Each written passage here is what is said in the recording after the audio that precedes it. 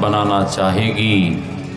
माँ के भीतर ऐसी शक्ति होती है कि बेटे को जैसा बनाना चाहेगी बना सकती है। बालक कहता, माँ मेरे पास तो कुछ भी नहीं है, मैं तो बनवासी बना बैठा हूँ, जंगल में रहता हूँ, मेरे पास तो कुछ नहीं है, मैं क्या लेकर जाऊं। माँ कहती है कि ऐ मेरे लाल, वनदेवी के पास भी बहुत कुछ होते हैं। ये जंगली सूखे फल, दूर्वा, बिल्वपत्र, पुष्प, कुछ न कुछ लेकर जाओ। माँ के कहने पर बालक तुरंत जंगली फल तोड़ता है। दूर्वा, दुबरी,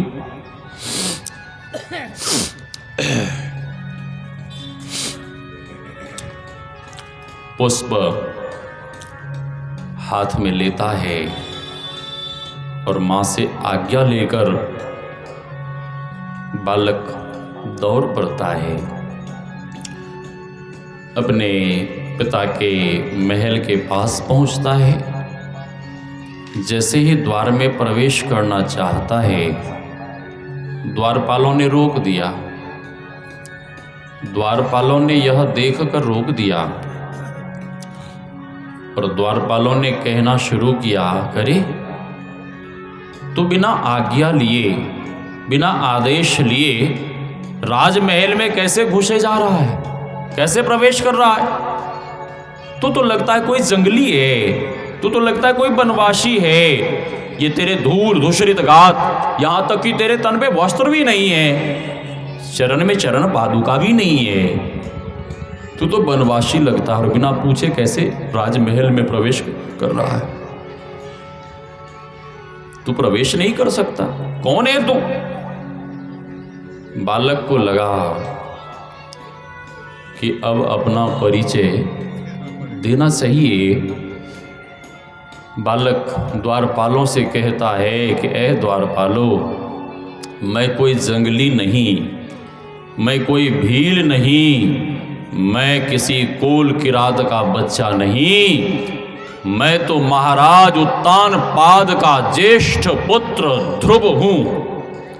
जैसे ही उच्च स्वर में बोला, ये आवाज अंतःपुर तक गई और महाराज उत्तानपाद ने भी सुन लिया कि मेरा ज्येष्ठ पुत्र आ गया है। महाराज उत्तानपाद की आंखें भर आई। महाराज उत्तानपाद प्रसन्न हो गए कि मेरा बिछुड़ा हुआ बेटा वापस घर आ गया है। और जैसे ही बालक ने कहा, अपना परिचय दिया, द्वारपालों ने मार्ग छोड़ दिया।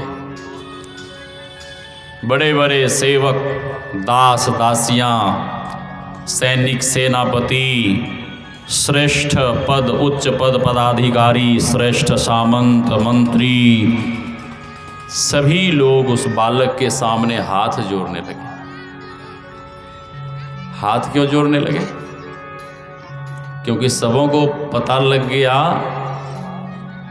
कि ये युवराज हैं और भावी राजा यही होंगे आगे। हाँ, इसलिए इनका सम्मान करना चाहिए। हाँ, भगवान कृष्ण जब मथुरा गए थे, कुबलिया पीर हाथी को जब मार डाला, तब सबों को विश्वास हो गया कि कंस तो मरेगा और आगे यही राजा बनेंगे।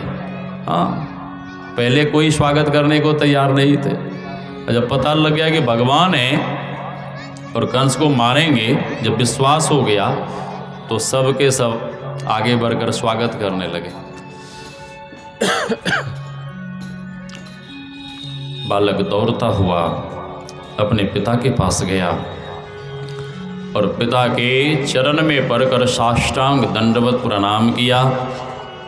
पिता के चरणों की पूजा की, वंदना की और परिक्रमा किया।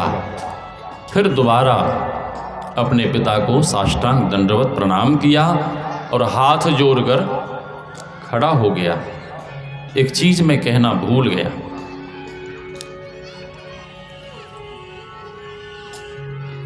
माँ जाते समय बोली थी कि ऐ मेरे लाल, जब भी पिता के पास जाना तो पिता के चरणों की पूजा करना, वंदना करना, इसलिए कि पिता परमेश्वर के समान होते हैं। पिता कैसे होते हैं साहब? परमेश्वर के समान। ये शिक्षा कौन दे रही है? ये शिक्षा माँ दे रही है, माता सुनीति दे रही है कि पिता परमेश्वर के समान होते हैं। महाराज उत्तानपाद पूछते हैं कि ऐ पुत्र, अरे किसी का बिछड़ा हुआ बेटा उसे वापस, खोया हुआ बेटा उसे वापस मिल गया, पिता के लिए इतना ही काफी है। लेकिन तुम जैसे आए तो मेरे चरणों की तुमने पूजा की, प्रार्थना की, वंदना की, परिक्रमा की। ये सब क्यों? ये सब किस लिए?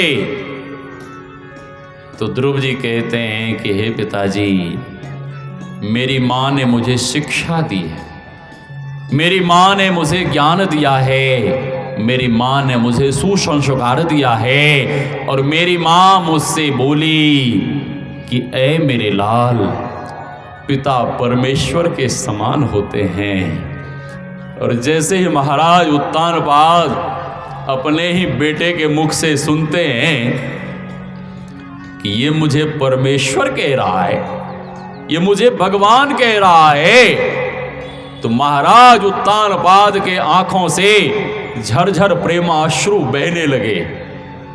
श्री सद्गुरु महाराज, झरझर प्रेमाश्रु बहने लगे।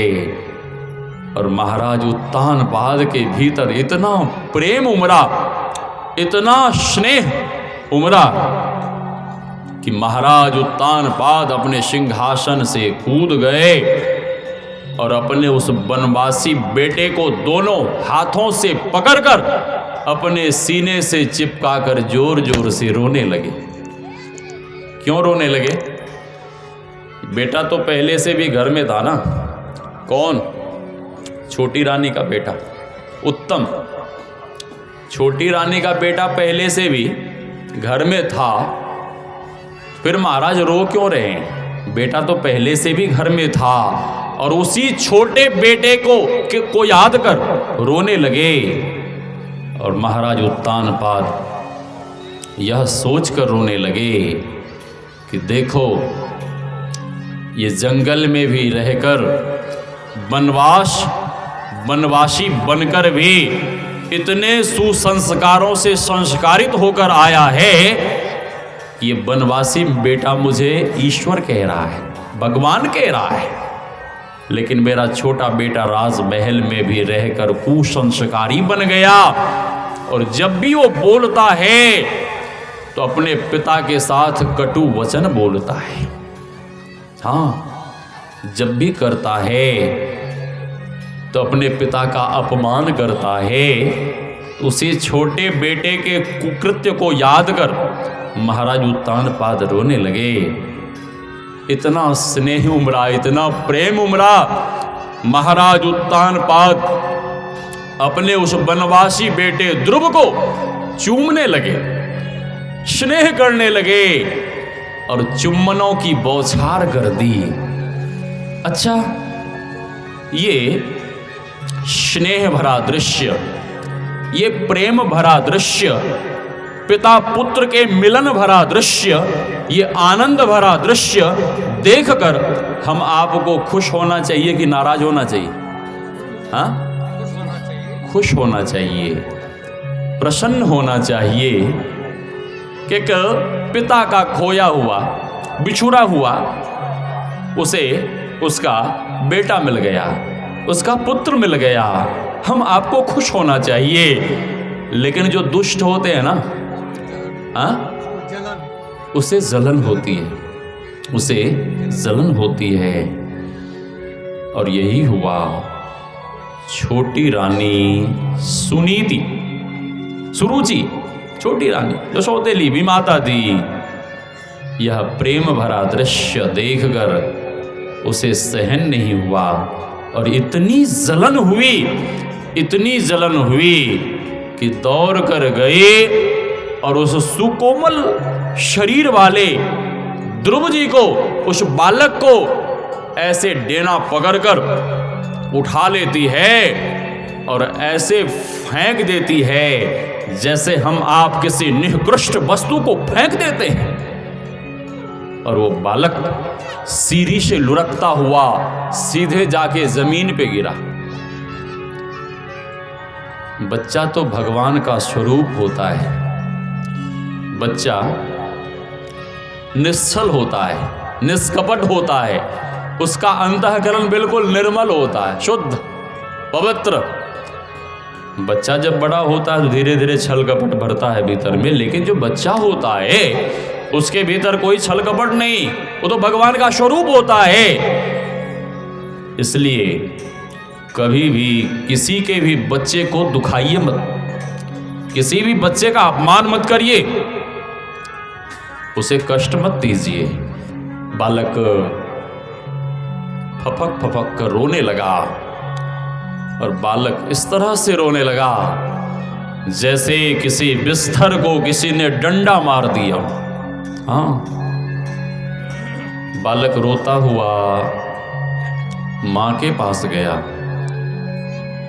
और माता सुरुचि, छोटी रानी,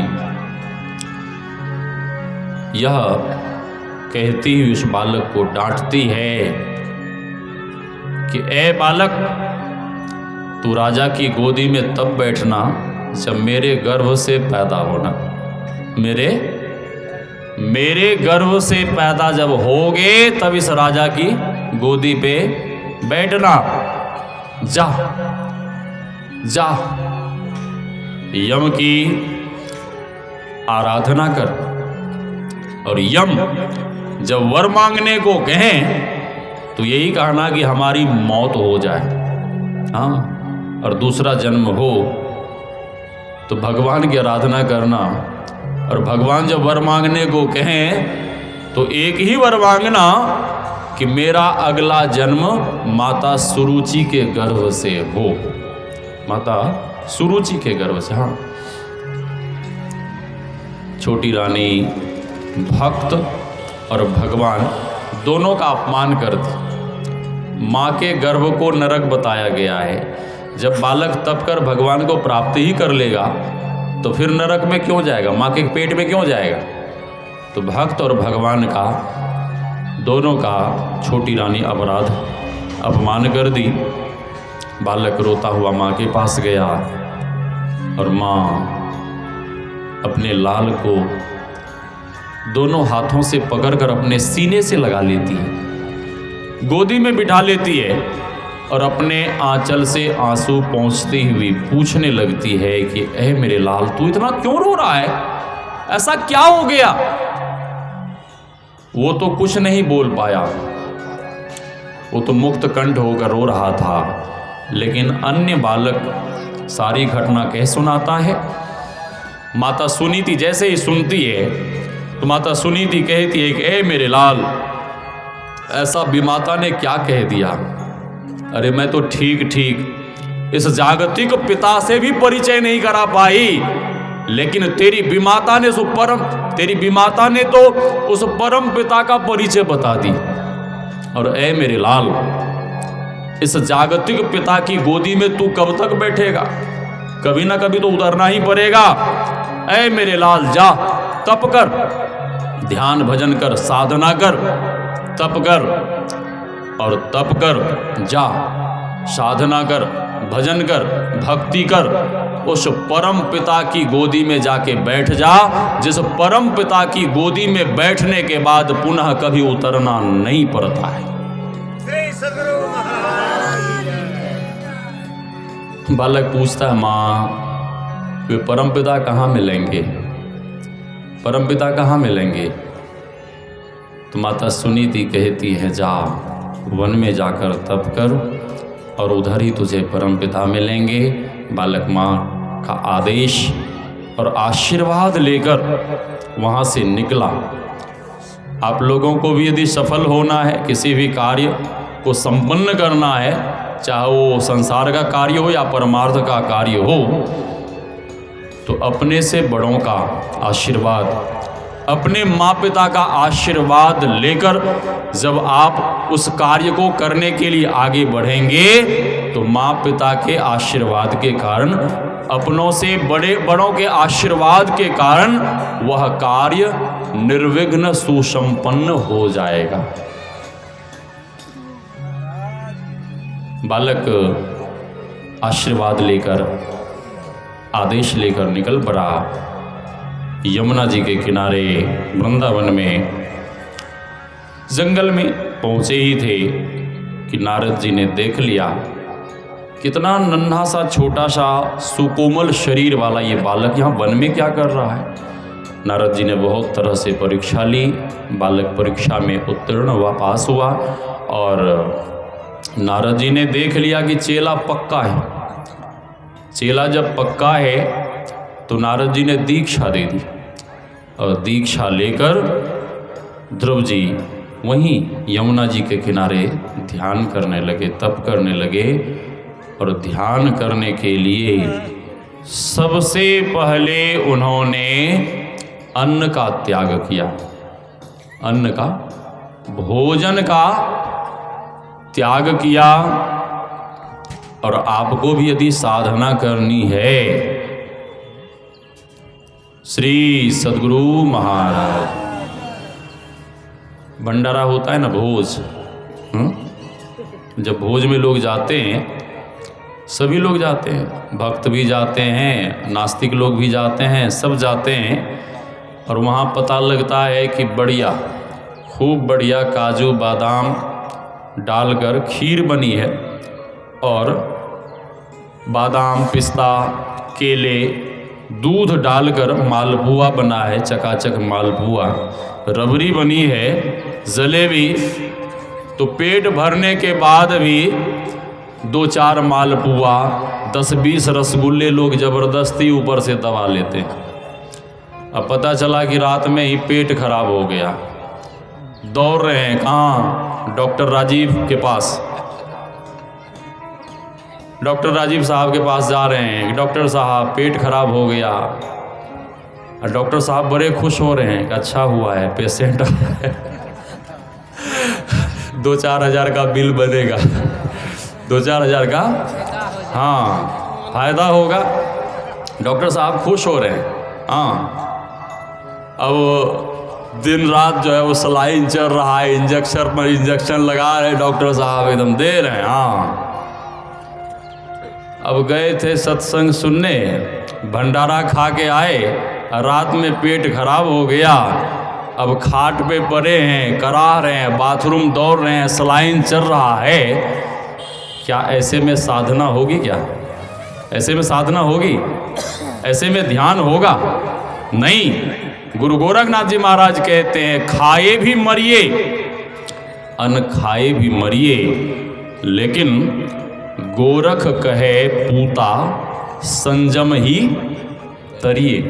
गोरख कहे पूता संजम ही तरिए। युक्ताहार विहारस्य युक्त चेष्टस्य कर्मसु। साधक का सब कुछ सम्यक होना चाहिए, उनका खाना पीना, सोना जगना, उनका आहार विहार सब कुछ सम्यक होना चाहिए। ध्रुव जी महाराज सबसे पहले अन्न का त्याग करते हैं।